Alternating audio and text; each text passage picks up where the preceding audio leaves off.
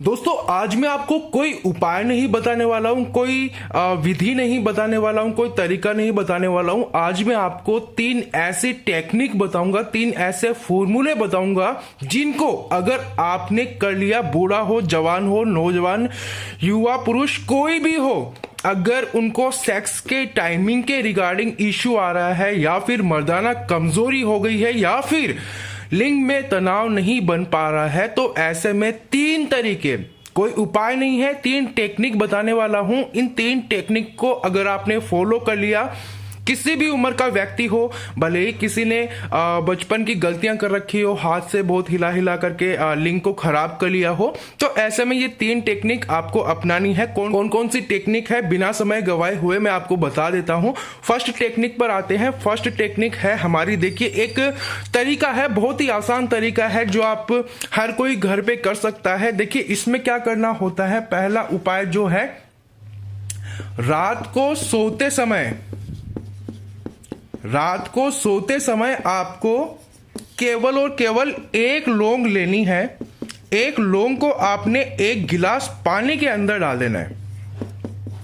एक गिलास पानी के अंदर आप डाल देंगे और रात भर इसे भीगने दें। एक लौंग को एक गिलास पानी के अंदर भीगने दें। सुबह खाली पेट उस लौंग को चबा चबा करके खाना है, चबा करके खाना है। और जो पानी बचता है, एक गिलास पानी बचता है, उस पानी में 1 चम्मच आपको शहद डाल देना है। ठीक है, शहद आपको डाल देना है उस 1 गिलास पानी के अंदर।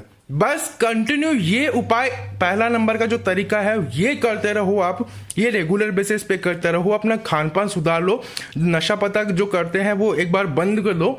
कम से कम 3 महीने तक ये आपको करना है। और बेसिकली ये सबसे इंपॉर्टेंट है उन लोगों के लिए भी जिनका वीर्य बिल्कुल पतला आ रहा है या बिल्कुल कम आता है, वीर्य में शुक्राणु की कमी हो गई है, शादी को 5 साल हो गए, 10 साल हो गए, लेकिन अभी तक संतान उत्पत्ति नहीं हुई है, तो ऐसे में उनके लिए तो ये जबरदस्त उपाय है। बाकी मर्दाना ताकत को इंक्रीज करने के लिए भी ये काफी इफेक्टिव उपाय है। ये तरीका हो गया पहला। और दूसरे तरीके में, दूसरी टेक्निक में हमारा ये है कि उसमें कुछ पॉइंट्स है। ये पॉइंट्स आपको ध्यान में हमेशा रखने हैं। देखिए जब भी आप संभोग करने जाते हैं, जब भी आपका सेक्स का मूड होता है, तो ऐसे में देखिए आपको पहले से ही प्लानिंग करनी होती है।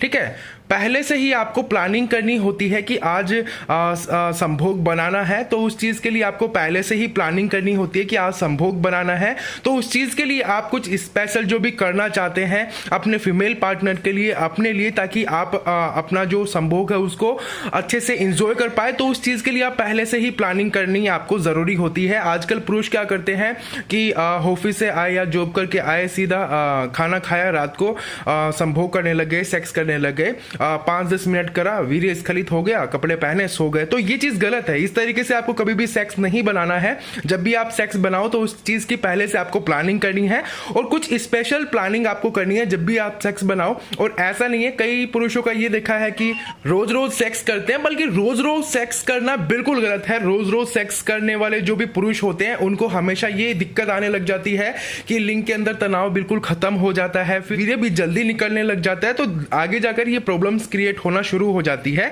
तो पहली बात तो ये कि पॉइंट पहला ये था कि पहले से प्लानिंग होनी चाहिए जब भी आप संभोग करने का आपका मूड हो। और कुछ स्पेशल आपको हर बार जब भी आप संभोग करो तब आपको कुछ स्पेशल करना होता है अपने और अपने फीमेल पार्टनर के लिए, ताकि आप एक दूसरे को अच्छा एंजॉयमेंट दे पाओ।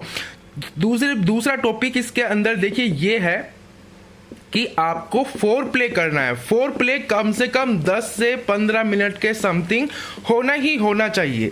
फोर प्ले 10 से 15 मिनट होना चाहिए। फोर प्ले के अंदर आप कुछ एक्टिविटी कर सकते हैं, लाइक किसिंग वगैरह, टचिंग वगैरह, है ना, प्राइवेट पार्ट को टचिंग वगैरह। तो कुछ ऐसी गतिविधियां कर सकते हैं जो अपने फीमेल पार्टनर को, आप अपने पार्टनर को अच्छा एंजॉयमेंट दे पाए, उनको अच्छे से एक्साइटेड कर पाए। ऐसा नहीं कि आपने संभोग करना शुरू करा और कपड़े उतारे, लग गए धार पे और उसके बाद में आपने वीर्य स्खलित हो गया, फिर उसके बाद में आपने कपड़े पहने, दैट्स इट। अपनी फीमेल पार्टनर को आपने सेटिस्फाई करा नहीं करा ये आपके लिए मैटर नहीं करता, तो ये चीज़ें बहुत गलत हो जाती है। तो ऐसे में देखिए अपनी फीमेल पार्टनर को ज़्यादा ये चीज़ें एक्साइटेड करती है, मतलब उनके प्राइवेट पार्ट को टच करना, किसिंग करना, हग करना, है ना। तो ये चीज़ें काफ़ी इंपॉर्टेंट होती है एक सक्सेसफुल इंटरकोर्स के लिए।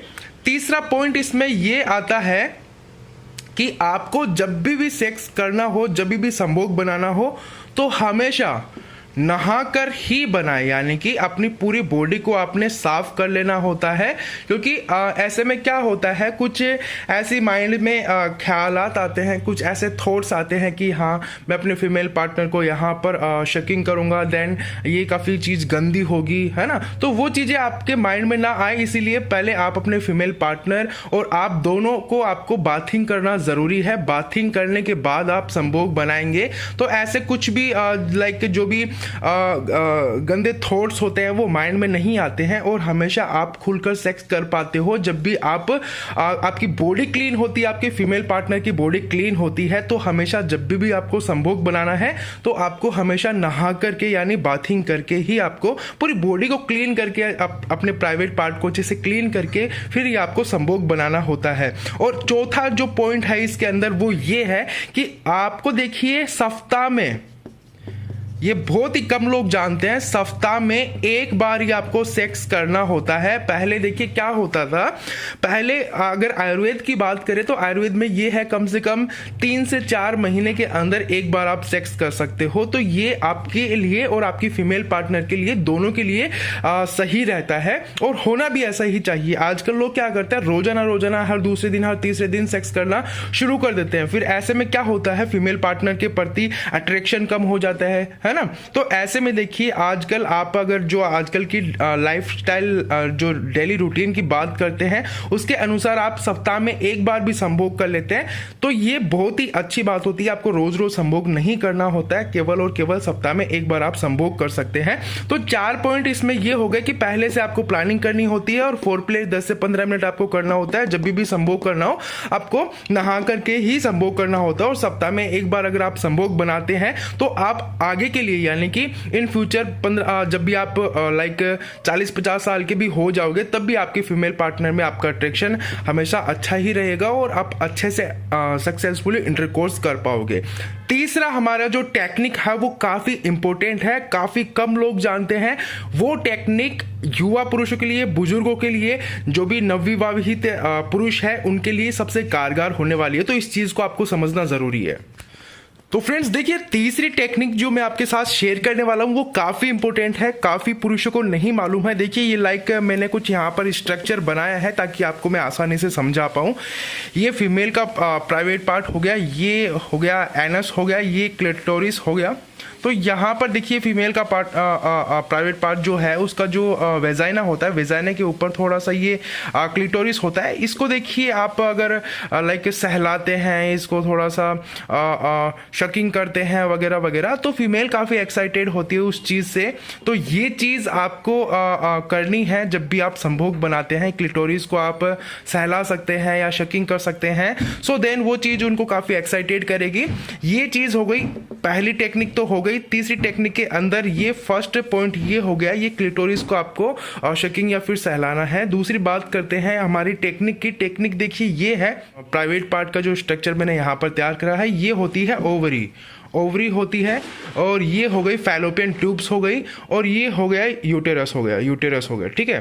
तो ये लाइक ये गर्भाशय हो गया, ये वेजाइना पार्ट हो गया, वेजाइनल पार्ट। तो आप जब भी ये लाइक ये हो गया पुरुषों का पेनिस, तो आप जब भी पेनिस को इंटर करते हैं फीमेल पार्टनर की वेजाइना में, सो देन होता है, देखिए पहली बात तो क्या होता है कि कई पुरुषों की, कई लड़कों की जो फोर स्किन होती है वो आगे की तरफ होती है। लाइक ये जो टोपी वाला भाग होता है वो भी ढका रहता है स्किन से, फोर स्किन उनके ऊपर रहती है, और ज़्यादातर के ये स्किन पीछे की तरफ होती है, ये हेड पे नहीं होती है, फोर स्किन नहीं होती है, टोपी बाहर की तरफ निकली रहती है। तो जब भी देखिए आप संभोग बनाते हैं, लाइक एंटर करते हैं वेजाइना के अंदर, तो ऐसे में आप अंदर बार काफ़ी स्ट्रोक मारना चालू कर देते हैं। फिर उसके बाद में देखिए एक पॉइंट ऐसा आता है जब आपको लगने लगता है कि हाँ अभी आप डिस्चार्ज होने वाले हैं, आपका वीर्य निकलने वाला है, आपका सीमन बाहर आने वाला है। तो ऐसे पॉइंट पर देखिए आपको क्या करना होता है, आपको हाथों हाथ आपको अपने पेनिस को वेजाइना से बाहर निकाल लेना है और आपका जो पेनिस का जो टोपी वाला हिस्सा होता है उसको अंगूठे और अंगुली की मदद से आपको स्क्वीज करना होता है और छोड़ना होता है, दबाना छोड़ना दबाना छोड़ना, और साथ के साथ आपको लॉन्ग ब्रीथिंग करनी होती है और ऐसा आपको 30 सेकंड टू 40 सेकंड्स आपको करना होता है। इसको साथ के साथ प्रेस करना होता है और साथ के साथ लॉन्ग ब्रीथिंग करनी होती है। इससे होगा क्या, इससे होगा ये कि इससे आपकी बॉडी नॉर्मल पोज में आ जाएगी और आप फिर से संभोग कर पाएंगे थोड़ी देर। फिर से आप स्ट्रोक मारना चालू कर देंगे। ऐसे में फिर दोबारा आपको ये फील होगा कि अब आप डिस्चार्ज होने वाले हो। सो देन फिर से यही प्रोसेस आपको रिपीट करना है, स्क्वीज करना है, देन लॉन्ग ब्रीथिंग करनी है। तो ये टेक्निक आप बार बार दोहराते रहते हैं जब भी आप संभोग बनाते हैं।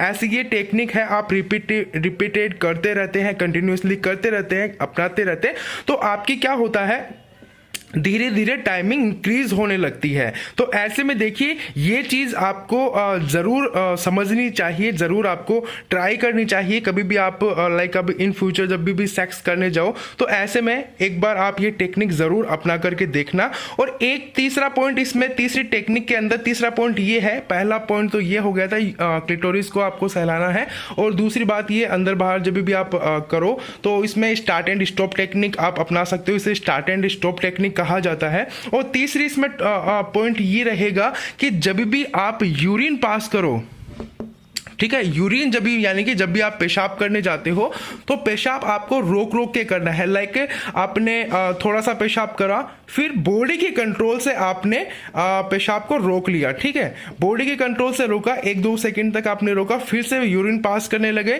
फिर रोका, फिर से यूरिन पास करने लगे। तो ऐसे में आपको जब भी आप पेशाब करो तो पेशाब रोक रोक के करना होता है। ऐसे में होता क्या है, देखिए ये जो पेनिस होता है, पेनिस के नीचे देखिए ये जो अंडकोश होता है और अंडकोश के नीचे यहाँ जाकर के यहाँ पर आप जहाँ से पोटी करते हैं, लाइक जो स्टूल को पास करने का जो एरिया होता है, वहाँ पर जो वहाँ की आसपास की जो मसल्स होती हैं, जो मांसपेशियाँ होती हैं, उन्हें पैराफेल्विक मसल्स बोला जाता है। तो जब भी आप पेशाब रोक रोक के करते हैं तो उन पर जोर पड़ता है, उन पर जोर पड़ने से उनकी एक्सरसाइज होती है जिससे वो धीरे धीरे स्ट्रॉन्ग होने लगती है।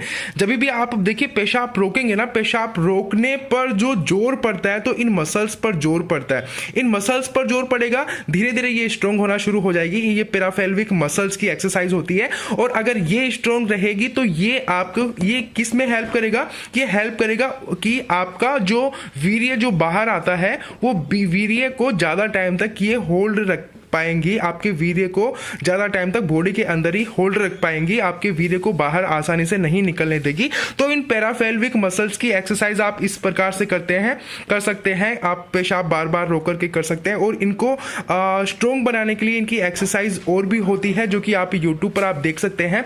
मैंने आपको देखिए तीसरी जो टेक्निक थी हमारे, उसमें 3 पॉइंट बताया, एक तो क्लिटोरिस को सहलाने का और एक पॉइंट था इसके अंदर स्टार्ट एंड स्टॉप टेक्निक जो भी मैंने आपको बताया है, और तीसरा बताया मैंने आपको यूरिन को आपको रोक रोक करके पास करना होता है। तो आई होप कि ये जो सारी चीजें मैंने आपको बताई है वो आपके लिए, आपकी सेक्सुअल लाइफ के लिए, आपकी जो भी प्रॉब्लम्स है, लाइक जिनको इरेक्टाइल डिसफंक्शन का है इश्यू आ रहा है, जैसे लिंग में तनाव नहीं आ रहा है, या जिनकी टाइमिंग बिल्कुल कम है, जिनका वीर्य बिल्कुल पतला आता है, बिल्कुल कम आता है, वीर्य में शुक्राणु बिल्कुल कम है, तो ऐसी चीजें ये आपकी बिल्कुल ठीक हो जानी है। ये कुछ टेक्निक्स है जो साइंस की टेक्निक है, हालांकि आपको हमेशा मैं भी नुस्खे बताता रहता हूं, लेकिन आज मैंने सोचा कि आपको कुछ टेक्निक बताई जाए जो कि आप अपनी डेली लाइफ में उनको प्रैक्टिस करते हैं तो आप अपने सेक्सुअल प्रॉब्लम्स को ट्रीट कर सकते हैं। आई होप कि आज की जानकारी काफी हद तक फायदेमंद साबित होगी। वीडियो में बने रहने के लिए धन्यवाद।